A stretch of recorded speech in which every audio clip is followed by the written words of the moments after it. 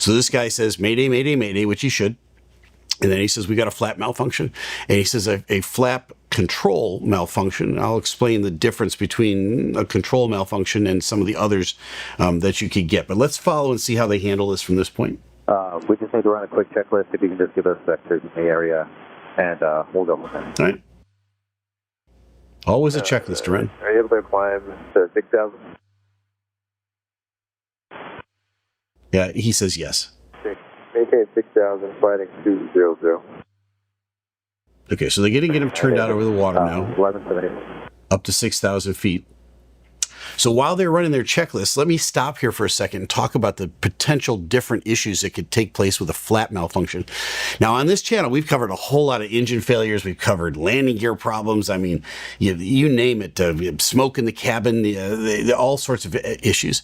I've never once covered flap malfunction. They just don't happen all that often. I do practice for them every year. Now, the different types of flaps that we have on the airplane, there are leading edge flaps, called slats, and there are trailing edge flaps.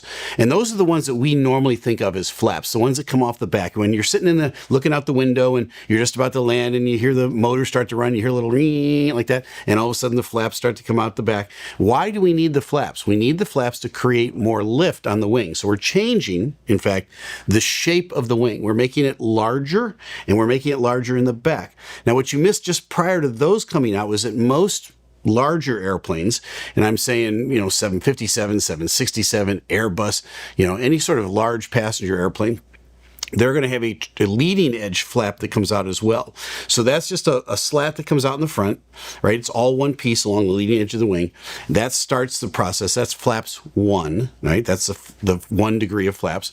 I have flaps 5, 15, 20, 25, and 30 on my Boeing 777.